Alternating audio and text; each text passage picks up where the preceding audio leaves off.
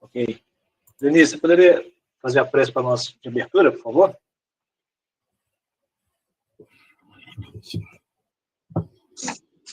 Senhor, nosso Pai, Jesus, nosso Mestre amado, mais uma vez aqui estamos reunidos para realizarmos mais um estudo, mais uma aula desse livro tão importante para o nosso conhecimento.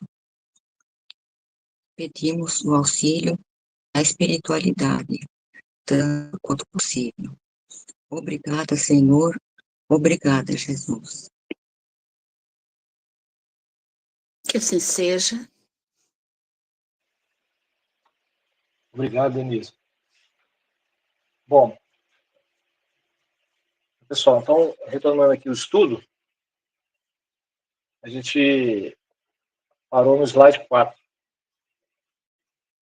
Vou voltar lá.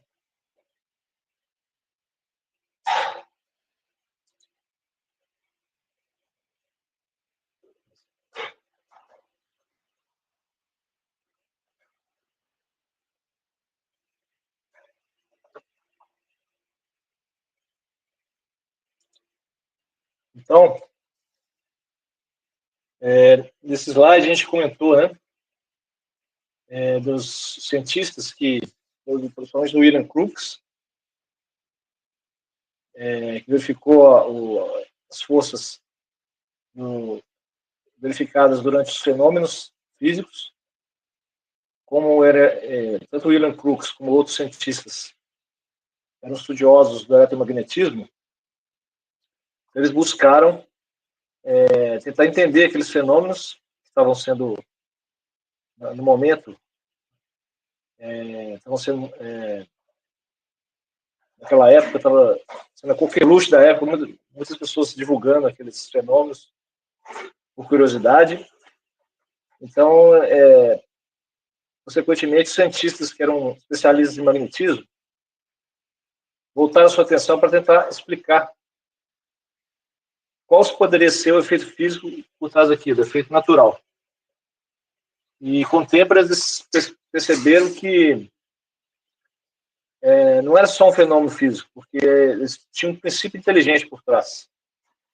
Eles, em alguns fenômenos, eles faziam perguntas para os espíritos e obtinham respostas. Naquele momento eles não faziam ideia de que eram espíritos, mas sim uma inteligência por trás. Então eles faziam uma pergunta, muitas vezes sim ou não, e aí as batidas na mesa, tipologia, né, ou mesas girantes e tal, tudo, respondiam aquelas perguntas com, por exemplo, uma batida sim e duas batidas não. Até que foram fazendo mais perguntas, elaborando com equipamentos mais sofisticados, por exemplo, equipamentos não, artefatos mais sofisticados, como aquelas, no caso, o Kardec comentou no livro dele, Livro dos Espíritos, uma cestinha com lápis amarrado, muitas coisas iam se aperfeiçoando. Mas, assim, no momento dos fenômenos físicos, esses cientistas concluíram que não era só uma coisa natural, era material. Tinha uma inteligência por trás. Ok? Podemos ir para frente? Sim.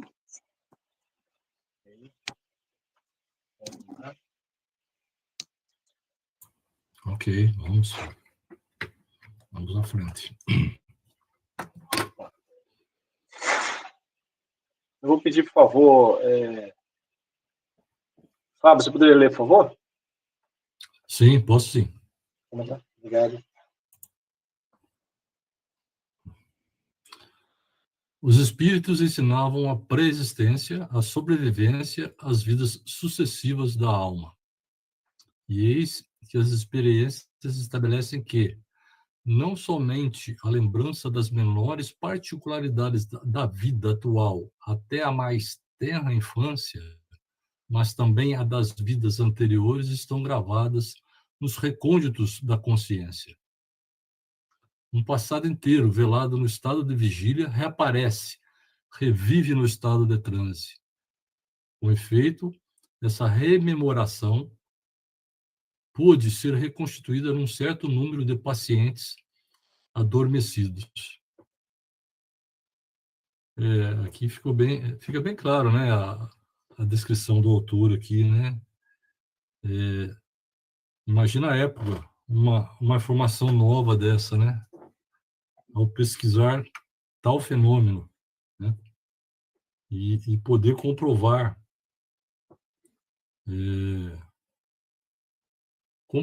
eu não digo cientificamente, né? Porque a ciência pede observação e comprovação. Na época não se tinha instrumento para isso, não se há ainda, né? Hoje, modernamente, a gente vê o pessoal comentando, falando sobre isso, até do estado pós-morte, né? Esse EQM, que fala estado de quase morte. E você poder comprovar uma experiência, né, de idade nova, né, de tenra idade, que a gente mal lembra. No caso, eu com idade um pouco avançada, a gente tem um pouco mais de dificuldade para buscar essas lembranças. E poder comprovar isso aí, né? E poder comprovar em estado de transe essa memória guardada. Né? A consciência está guardada em memória. Né? Hoje a gente tem a comparação da informática, né? Memória RAM, memória, né, que se guarda. E ter essa memória guardada de vidas anteriores. Poder demonstrar um passado inteiro. Muito interessante para a época. Até para a nossa época ainda, acredito, né? É isso, Eduardo. Eu acho que é o que está bem nítido a explicação dele aqui, né? Está bem clara, né? Que, com as experiências realizadas, pôde-se até, de certa forma, comprovar essa lembrança dos recônditos da consciência. Tá bom? Acho que é isso que eu teria a acrescentar. Beleza, Fábio, muito obrigado. Você ficou bem completo também. Só adicionar algo, né? Então, assim, quando a gente reencarna, né? A gente, por uma benção, assim, tem esquecimento, para que a gente não se lembre de coisas que a gente passou em outras vidas que possam perturbar a nossa existência atual. Por exemplo, lembranças de falhas que nós cometemos, né? Faltas. Então, como é nos dado uma nova chance para reconstruir nossa vida, que é o maior bênção que existe, né, nessa lei da reencarnação. A gente tem uma nova chance, né, começar do zero. Então, a gente volta a gente não se lembra das nossas vidas anteriores, porém, a gente precisa ter um guia para não cair nos mesmos erros. Então, a gente tem a consciência que ela fica armazenando as lições aprendidas. Então, a gente tem uma intuição muito forte, assim, baseada no que a gente viveu também. Não só intuição por ajuda do plano espiritual, mas também intuição que é uma fonte de animismo, nossa mesma, né? Nossa própria consciência, nosso próprio inconsciente, mostrando que alguns caminhos não devem ser trilhados, porque eles levam a dores, levam a resultados indesejáveis. Então, a nossa consciência trabalha dessa forma, ela vai recuperando, de forma intuitiva, essas lembranças, os recônditos da consciência. E no estado de vigília, a gente, quando adormece, a gente muitas vezes, nos sonhos, acessa algumas memórias. A gente comenta muito sobre isso, né? Durante os sonhos, a gente pode acessar experiências do passado, às vezes muitos pesadelos que possa ter, podem ser más lembranças do passado, misturado com histórias atuais, que a gente ouviu, mas ou situações que a gente fica impressionado, acaba sonhando, mas misturado com todo aquele conhecimento que a gente armazenou na nossa consciência. Ok? Não sei que eu ia comentar mais. Mas alguém gostaria de comentar algo? Eu gostaria. Ok, por favor. Eu penso que nesse slide aí, o Leon Denis, ele conseguiu sintetizar, assim, para a gente, toda a base da revelação espírita que o Allan Kardec nos trouxe, né? Porque quando ele fala aí sobre... quando ele fala, né, da pré-existência, ele está indicando que a alma não nasce com corpo físico, que é uma das bases da nossa doutrina. Aí, quando ele fala aí da sobrevivência, a alma, ela continua a existir após a morte biológica, né? Nós também temos isso como pressuposto na nossa doutrina. E ele fala de vidas sucessivas aí nesse slide, né? Que é justamente a evolução por meio das diferentes reencarnações. Então, esses três elementos dá uma ideia, né, para qualquer pessoa que, de repente, não tem uma noção do que vem a ser a doutrina, ou mesmo no tempo em que o livro foi lançado, dá uma ideia muito precisa, né, do que seria essa revelação espírita que o Allan Kardec nos trouxe. Então, só isso que me chamou a atenção. Uma outra coisa também aí, quando ele fala, né, quando ele fala assim, essa rememoração pode ser reconstituída num certo número de pacientes adormecidos. Aí eu me lembrei de uma passagem do livro dos Obreiros da Vida Eterna, que tem lá um capítulo que trata de um rapaz chamado Raul Silva, e esse rapaz estava próximo ao desencarne, né? E aí, lá no capítulo, eu lembro que ele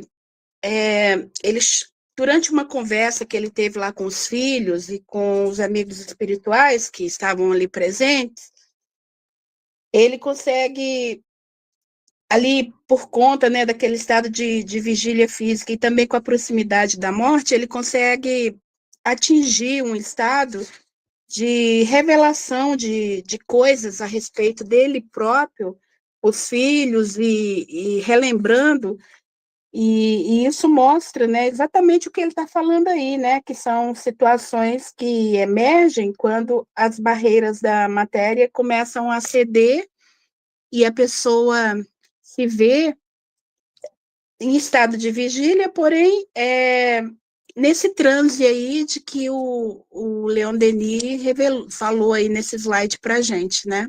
Então, só lembrando desse episódio, desse livro Obreiros da Vida Eterna, que trata do episódio do Raul Silva.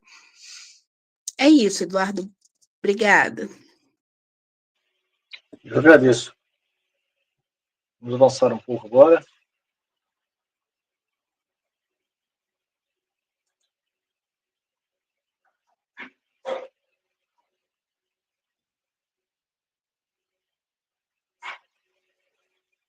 Estela, você pode ler, por favor? Posso sim. Allan Kardec, em sua obra O Livro dos Espíritos, expõe o resultado de seu imenso trabalho de classificação, coordenação e eliminação que teve por base uma infinidade de comunicações provenientes de origens diversas, desconhecidas uma das outras, mensagens obtidas em todos os pontos do mundo, e que o eminente compilador reuniu depois de se ter certificado da sua autenticidade, tendo o cuidado de pôr de parte as opiniões isoladas, os testemunhos suspeitos, conservou somente os pontos em que as afirmações eram côncordes. Então, assim, eu penso que esse slide aí está descrevendo para a gente e mostrando para a gente, né, o rigoroso método que foi utilizado por ocasião da codificação e utilizado por Allan Kardec, né, quando ele compilou o Livro dos Espíritos. Aí demonstra para a gente aí que a obra ela não surgiu de uma única fonte ou produto de uma versão pessoal de ninguém. Ela foi um produto de milhares de mensagens, né, mediúnicas que foram dispersas aí pelo mundo todo e das quais se valeram principalmente o Allan Kardec, para que servisse de critérios científicos de autenticidade e de concordância universal também, né? E como que foi esse método de trabalho aí utilizado pelo Kardec? Então, ele descreve, o Leon Denis descreve aí para a gente que foram uma infinidade de comunicações.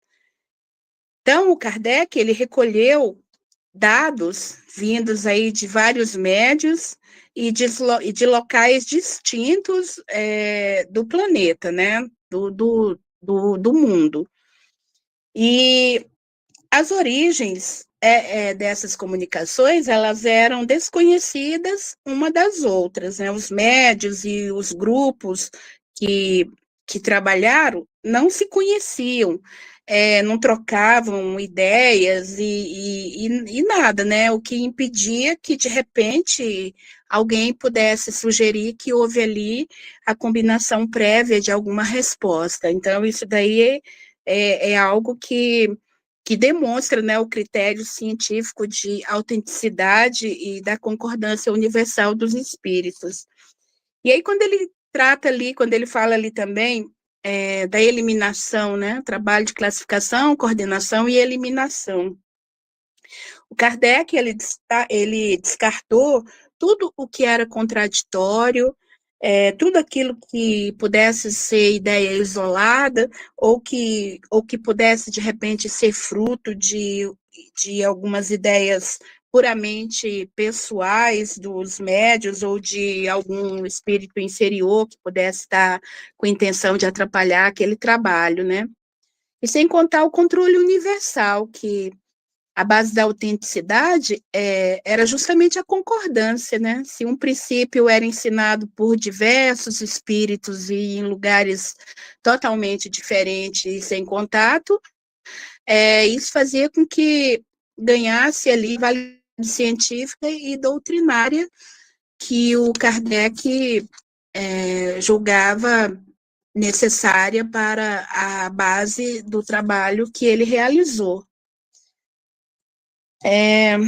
Esse critério que o Allan Kardec utiliza aí, que foi bastante rigoroso, né, pelo que a gente percebe, pelo que a gente nota do trabalho do método de codificação do Allan Kardec, inclusive, ele é citado em vários livros, demonstrando, assim, dando destaque, né, para o quanto que os fenômenos que o Kardec fez a seleção, a coleta e tudo, são merecedores de critérios assim louváveis, né? No livro Consolador, por exemplo, o mentor espiritual, ele faz destaque para esse critério utilizado, porque houve aí o exame da universalidade, da concordância do ensino dos espíritos, e tudo isso submetido sempre aos fenômenos de prova de lógica, da razão, e principalmente da moral do Cristo, porque você não encontra nada na codificação que seja contrário ao que o Cristo colocou para a gente como ensinamento e como base, né? Então, realmente foi um trabalho assim de uma seriedade e de um valor que a gente fica até com dificuldade para encontrar palavras para demonstrar, né, toda a beleza desse trabalho do Kardec por ocasião aí da codificação e do Livro dos Espíritos, em especial, que é o que o Leon Denis está citando aqui nesse slide. Então, acho que é isso, Jardim. Passo para você. Obrigado, Stella. Mais alguém gostaria de comentar?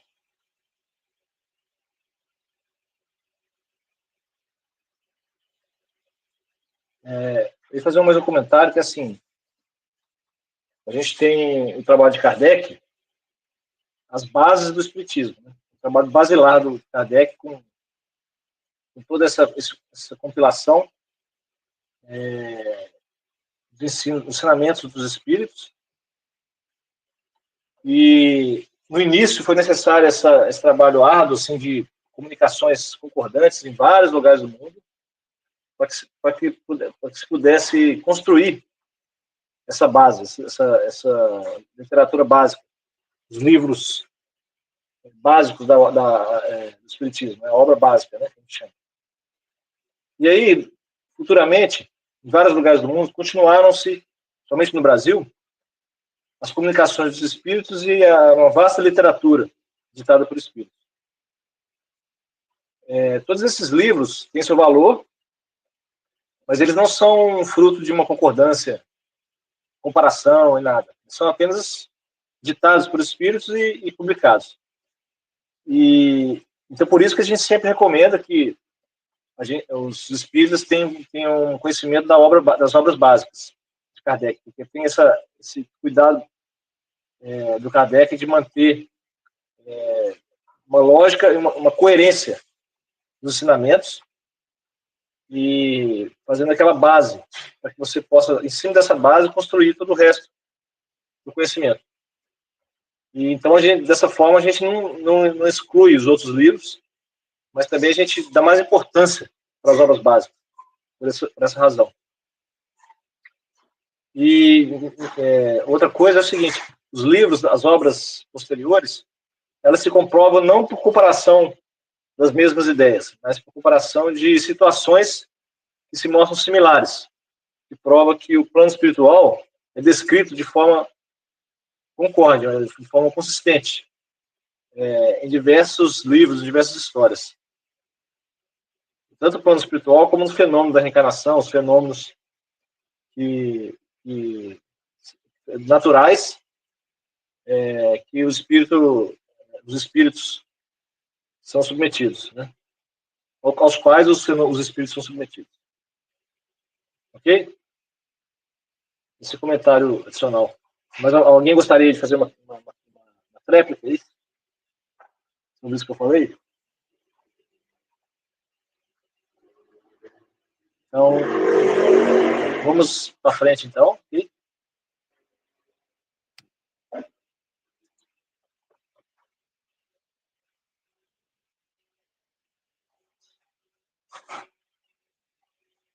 Agora, Denise, você poderia ler, por favor?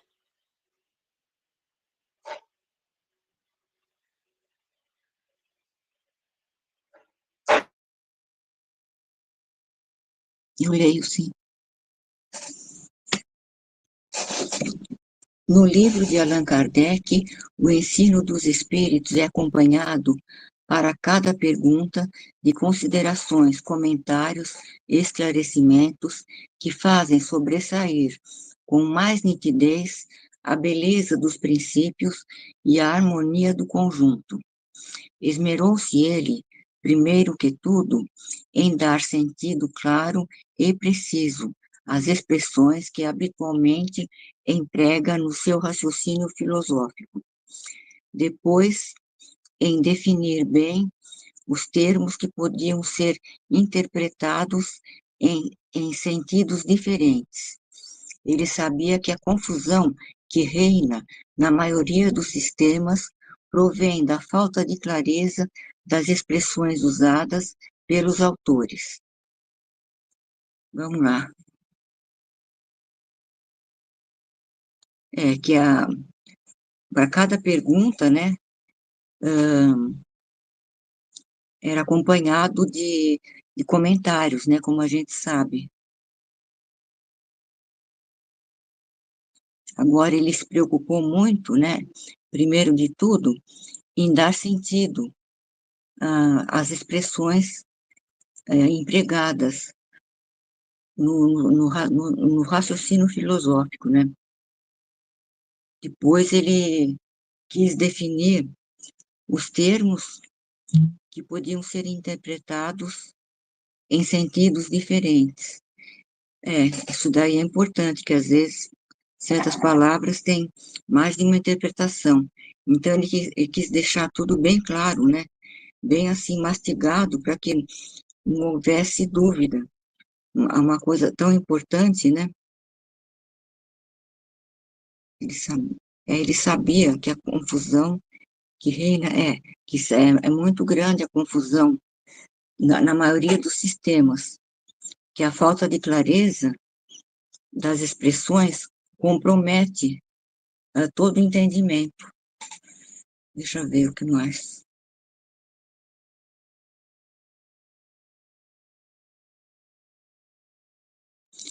Aqui nesse começo, né, fala também da beleza dos princípios e a harmonia do conjunto.